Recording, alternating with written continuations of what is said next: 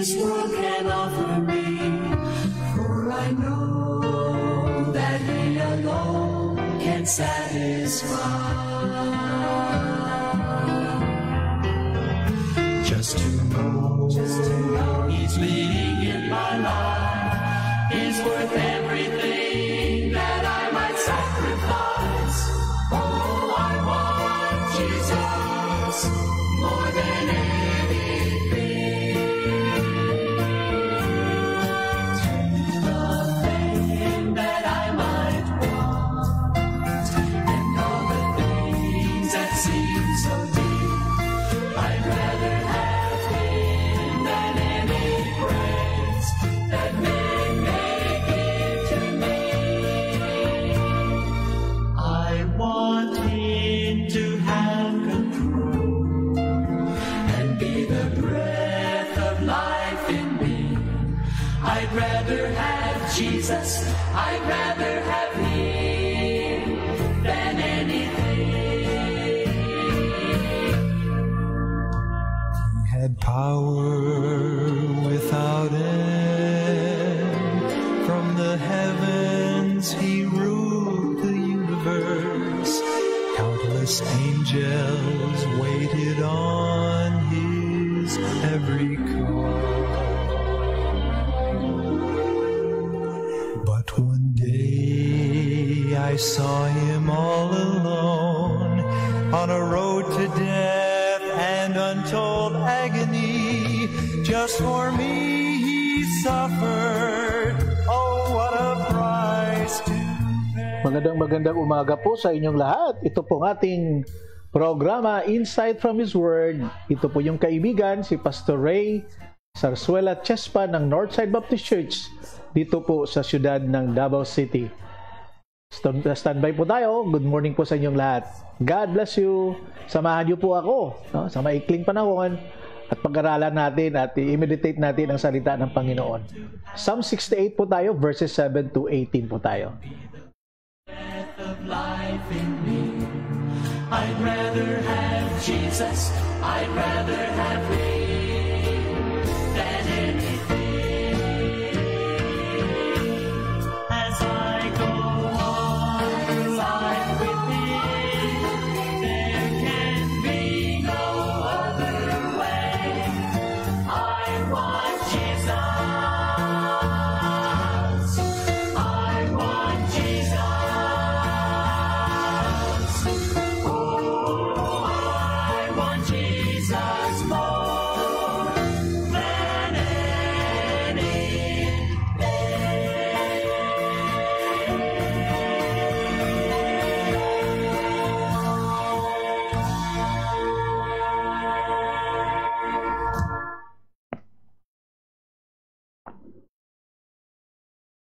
Isang mapalang umaga po sa ating lahat. Kumusta po tayo sa araw na ito po ng Martes, December 8, 2020 na po tayo. At holiday ngayon I think it was been na-proclaim po, I think the other week or the last week na wala pong special holiday po ngayon. Ibig sabihin po, walang mga trabaho o walang dapat gagawin. Yes, good morning to Pastor Randy Ritisa. Good morning sa imo Diradoy, and also to Ma'am Matulin dyan po sa Panabo City. Good morning din po sa inyo dyan. And also to Ma'am Jocelyn Magayon na imbag na bigat niya. DJ taga Panabo manon niya. To Rhoda Gatilogo, good morning sa imo batchmate. May ngagagidra sa imo. Kag sa kay Ihado kay Pastor Brian Cansancio. Good morning din po sa inyo dyan. And also to my Maninoy, Engineer Felix Oxinia. Good morning din po dyan sa Kalaka, Batangas, kasama si Maninay Luz. Ingat-ingat po kayo dyan. God bless you po. And also to Pastor Rene Santonia. Mayong buntag sa inyo dira, Pastor. Good morning po sa inyo dyan. Kasama inyong magandang asawa at ang mga kapatiran dyan po sa inyong paligid-paligid po. So, salamat po, no? Itong ating morning devotion, kahit sa sulok ka man ng mundo, makarating pong ating boses na ito. Ano, so to my wife, good morning din po dyan sa BMW ko. So, nagpapasalamat po tayo sa Panginoon na tuloy-tuloy pa rin ang ating ginagawa sa araw-araw po. Lunes hanggang Sabado po ito. And also to my batchmate, to Jesus Coronel Jr., may agad na sa inyo bot sa Simirara upod sa imo nga pamilya. Good morning sa mga kauturan mandira no, sa Simirara. Good morning, good morning. And also to my batchmate Emily Pabiona. Magandang umaga po sa inyong lahat. Kumusta po tayo?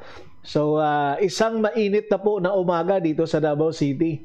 At still, nagpapasalamat po tayo sa Panginoon that it is a privilege no, to be with the Lord. No? It's a privilege na makasama natin at makasama ko po kayo sa araw-araw na ginagawa po natin. Okay? So, sana po samahan niyo ako ng mga tawag nito. Ilang minuto lang po tayo na magsama at sana mapakinggan po natin ang ating mapakinggan ko naman kayo. Okay. So salamat po, no? At sana po ang ating mga ginagawa sa araw-araw, Pastor Santonia, good morning. And also to Shamer Canencia, good morning din po sa inyo diyan. Okay. So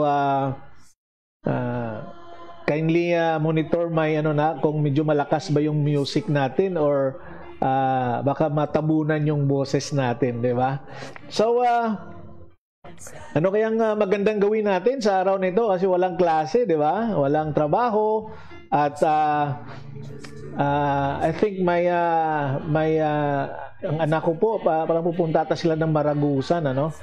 So ingat-ingat kayo diyan, anak, ha? At to Ma'am Roslyn Baggy, good morning din po sa iyo dyan sa Magsaysay naman.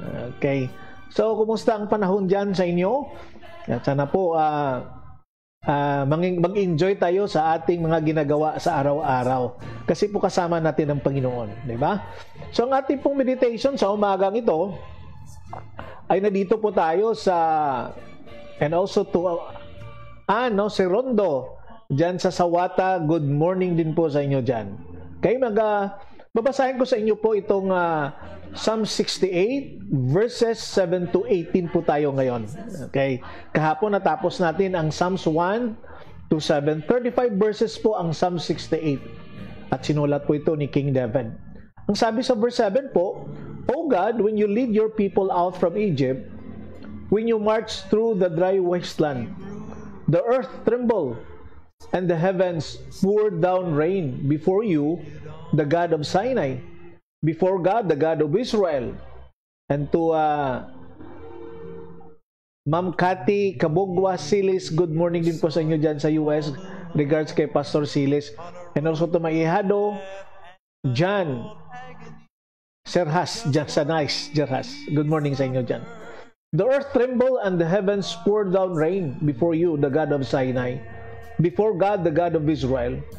You sent an abundant rain, O God, to refresh the weary land. Then you people finally settled, and with a bountiful harvest, O God, you provided for your needy people. The Lord gives the word and a great army, and brings the good news. Enemy kings and their armies flee, while the women of Israel divide the plunder. Verse 13, even those who live among the sheepfolds found treasures, doves with wings of silver and feathers of gold. The Almighty scattered the enemy kings like a blowing snowstorm of Mount Zalmon.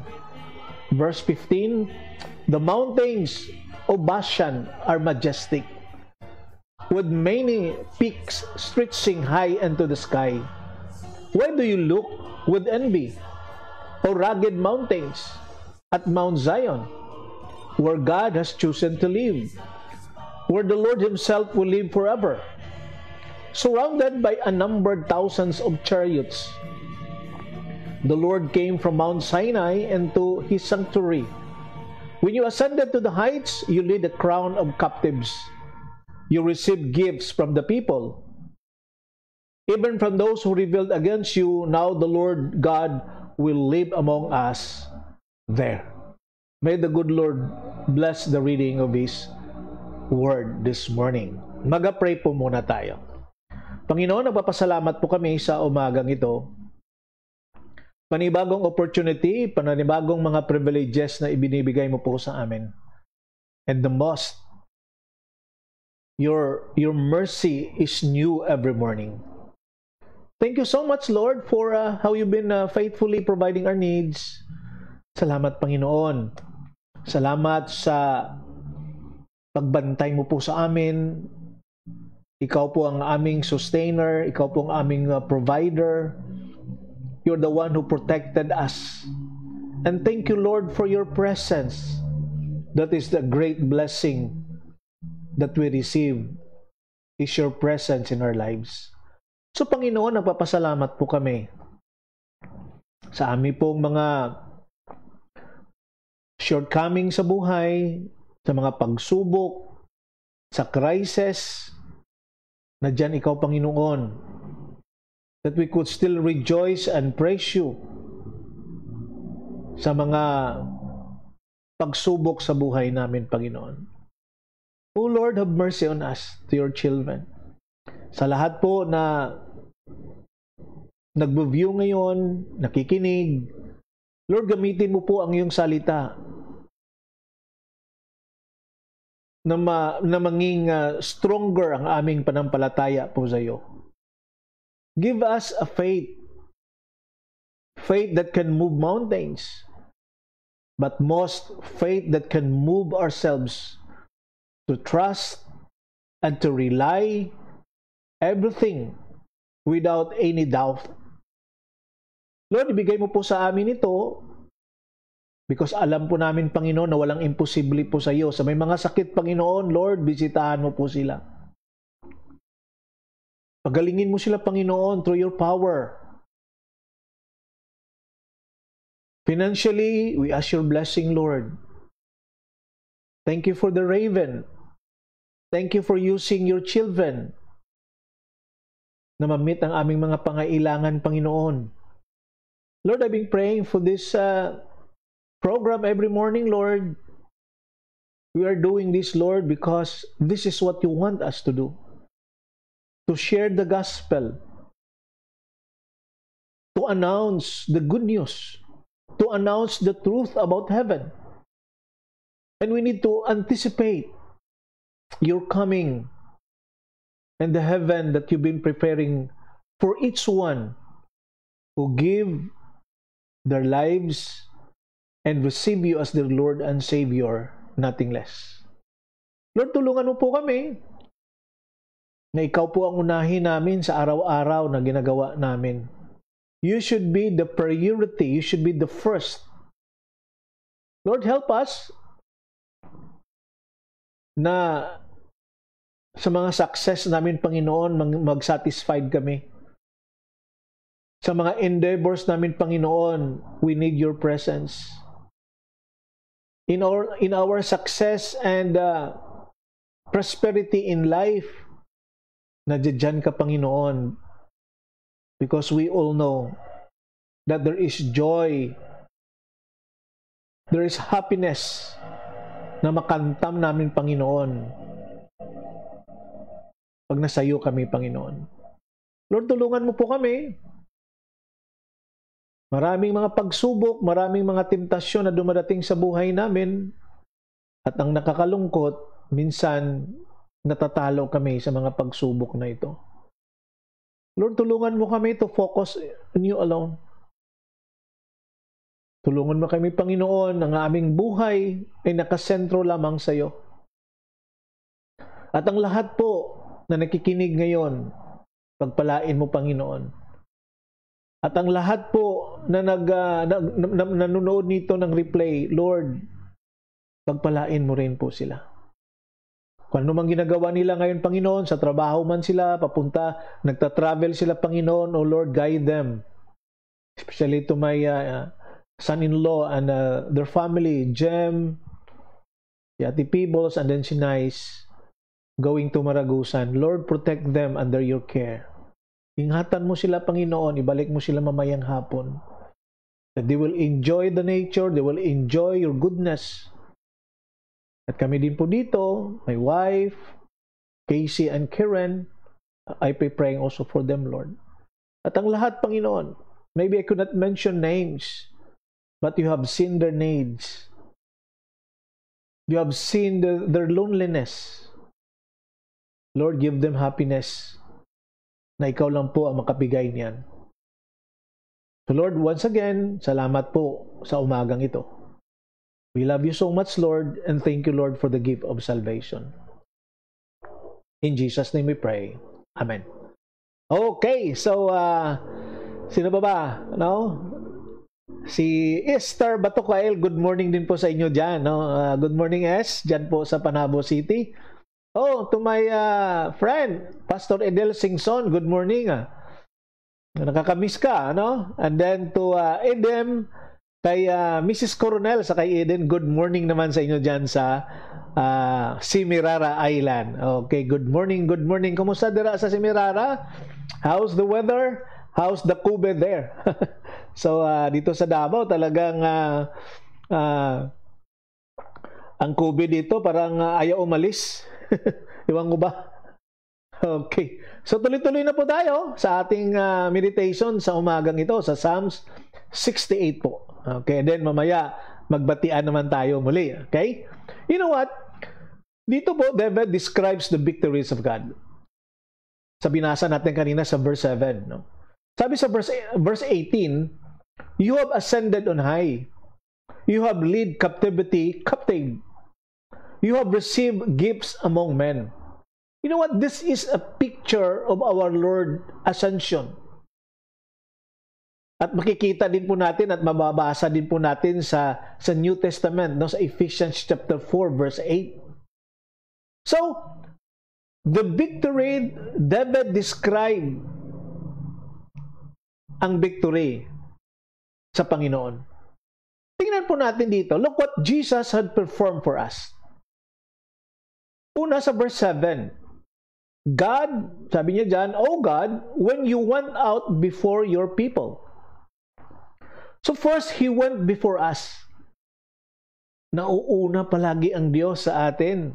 Kaya, dapat sundin natin ang plano niya sa buhay natin kasi siya ang nauuna. Sabi ni David, oh God, when you went out before your people. So whenever you are today, kung saan ka man ngayon, if you are in the will of God, kapatid, He has already gone before you. Nauna na po siya sa iyo. Diba? Yan ang maganda sa Panginoon. He guide us. He has a plan for us. At alam niya na po what will be the result. Because nauna po siya sa atin. Kung baga, nagsorbe mo na ang Panginoon. No? Parang ganun ang situation. He goes before us.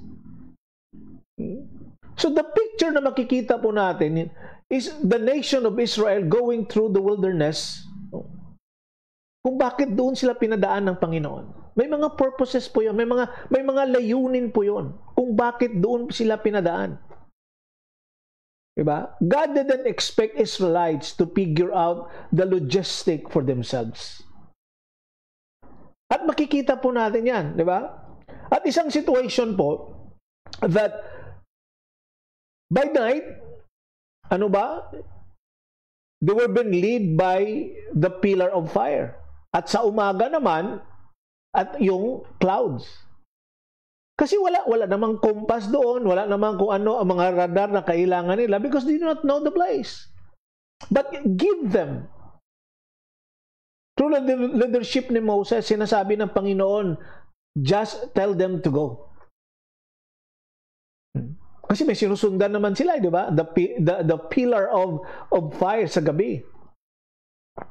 And the Ark of the Covenant, nadudoon din po yun. At ang Ark of the Covenant, minsan nasa unahan nila, minsan nasa gitna, at minsan sa hulihan. At do you know pa, alam mo ba natin anong Ark of the Covenant? That is the symbol of God. It is the presence of God in the midst. So, bakit nasa unahan, bakit nasa gitna, at bakit siya sa likuran? Makita mo ang protection. No? Nauuna ang Diyos. Palagi. So, the presence of the Lord went before us. He also went before us and bore our sins on the cross, which is the best. Hindi lang po siya nauna sa atin, but He died on the cross because of you and me. Because of the sin of this world. He died for us. He cleansed us from the filthiness of sin. At ang pangalawa po dito, not only that He went before us, but He has gone above us. Ano ang sabi ng verse 18? You have ascended on high. So ang Panginoong Jesucristo po was ascended to glory. At He is seated there at the right hand of the Father in majesty. Nababasa po natin yan. And also to my batchmate, Mary Grace Serrano, good morning din po. And also to Grace Notarte, dyan po sa Bindoy, magandang umaga po sa inyo lahat dyan. So He who went before us to win the victory has now gone above us to share the victory naman. Wow, what a beautiful picture of what God has done, prepared sa mga kanyang mga anak. Diba? Are you not excited to be with Him? Are you not excited to meet the Lord Jesus Christ to a prepared place for us in heaven? He went before us and He gave us victory, and now He shared the victory because He is above us. And number 3, He dwells among us. Tingnan mo po ang panghuli sa verse 18. Ang sabi po dyan, that the Lord God might dwell there. And what is He doing? He is giving gifts to His people. It's a picture of a conqueror distributing the spoil. No? Parang ganun ang picture noon. Isang conqueror, isang tagapagligtas, at ang mga spoil doon sa war, binibigay niya po, dinistribute niya sa kanyang mga tao. How wealthy we are. Hindi niyo ba alam that we are rich?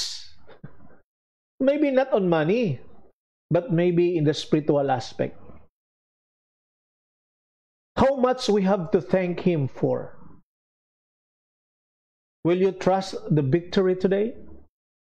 Don't be on the losing stage or losing position of your life. Because God has given us the victory. God has given us the victory. So because of Christ's death and resurrection, you are wealthy. We are rich. Alam mo ba yun? So don't live a pauper. Don't live like what we call that, people who walk on the streets at saka namumulot in order to feed themselves. Anong sabi ni David sa Psalms 37 verse 25? I am young, but now I am old. But I have not seen the righteous, or in other version, I have not seen the children of God begging of bread. Why? Because God is faithful, providing our needs. So it was the testimony of King David, and even you, I think, because for me and my house, na-experiensyahan namin po yun. Kung tingnan lang namin ang ministry, pag tingnan ko lang po ang ministry, I mean, kung ang pagtingin ko sa ministry yung sahod, tagal na po kung wala dito. Diba? But because this is the calling, and I know that God will feed us, that God will send the raven. He provided the needs. It's not too late. He's not always late. He's always on time. I could testify that. 31 years in the ministry, going to 32, I have not seen na nagpabaya sa amin ang Panginoon. Yes, siguro hindi naman lahat na kayamanan ay nasa amin. Hindi lahat ng mga posisyon o ng mga material na mga bagay wala sa amin. But we are satisfied. satisfaction and contentment was within our family. So that the Lord God might dwell therein. Diba? So will you trust Him for the victory for today? Because of Christ's death and resurrection, you are wealthy, as I said before. God freely share with you the spoil of the victory at the cross. Hallelujah. Praise God. You need never be defeated in this life. So sana po, focus po tayo. Diba? To Brother Nelson Rapols, dyan po sa Tagum City, good morning sa imo, Brad. Isang bagay po na pinapaalala ng Panginoon sa atin. Wag po tayong wag tayong magpanik, wag tayong madala ng deceiver. Because I believe that God is always in control. He is our refuge. Sa panahong ito, dapat alam mo kung saan ka kumakampi, saan ka kumukuha ng lakas. Diba? Kaya nga sabi ng John 15, diba? Dapat you should connect to the roots. Because we are the vine and He is we are the branches, He is the vine, diba? We could bear much fruit pag nakakonect ka doon. And remember, it is not us. It is not the branch that produce fruit. Alam mo ba yon? Kaya huwag tayong magmayabang. It is not our performance that matters. That's why naging ganun ka. Because even though masabi natin you are successful in life, but if you put God on the last, it will lost. Kaya sabi ng isang quotation, di ba? Our burdens become a blessing when you put God first. But the blessing become a burden if you put God on the last. May sense ba? Ulitin ko po. The burdens, your burdens, my burdens, may become a blessing if we put God first. And the blessing may become a burden if you put God on the last. May maraming mga tao na ang kayamanan sa mundo nasa kanila na lahat pero may kulang pa, di ba? Tayo konti lang pero we enjoy it. Di ba? Because the burdens that we have ay naging blessing po kasi God is the first in our lives. Kaya wag mong kalimutan po 'yon. At sana ang mga blessing na natanggap po hindi maging burden. Naging burden sa buhay mo. Bakit naging burden? Blessing na, naging burden pa? Maraming mong ganun. Yan ang preaching ko na sa Sunday. Paano naging ang blessing naging burden? Because you put God in the last. It is like na humingi ka ng trabaho sa Panginoon at binigyan ka ng Panginoon ng trabaho o ng negosyo. Puro ang saklap nang binigay na ng Panginoon yung gusto mo, yan din ang dahilan na hindi ka makaserve sa Panginoon. Diba? Anong reason mo? May trabaho kasi, pastor, hindi ako makasimba. Pastor, iusin mo na ako Makati niya kasi talagang ang business na kailangan ako doon. Diba? Yan ang sinasabi ko. The blessing become a burden if you put Christ on the last. Okay. So, sana po sa umagang ito, may natutunan po tayo, no? At good morning po dyan sa inyo lahat. And to Ma'am Jocelyn Magayon, marami siyang verses na sinasabi dito. 1 Timothy chapter 6 verse 17. God who giveth us richly all things to enjoy. Hallelujah.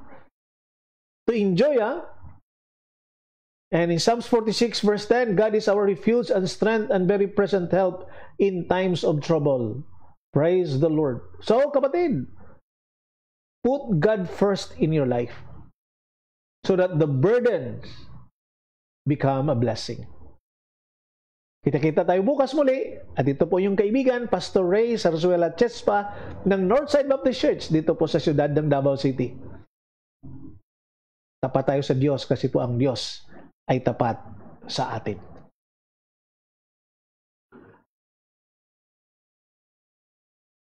Ang awitin natin sa umagang ito, when answers aren't enough, there is Jesus.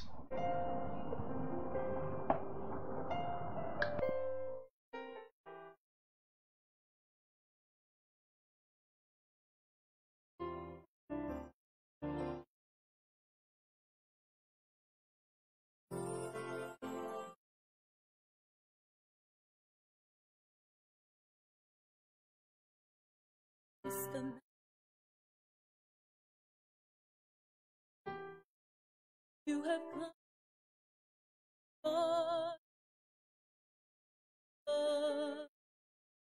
but this valley that lies coldly before you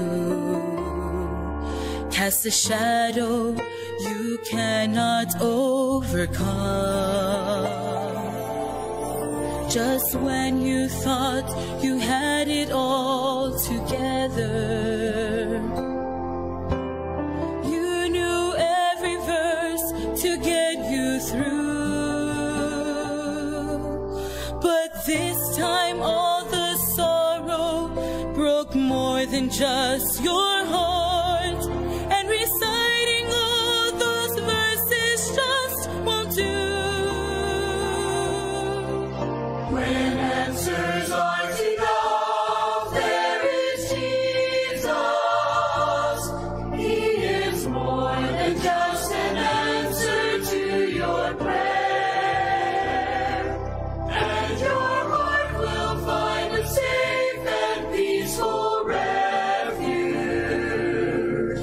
When answers aren't enough, He is there.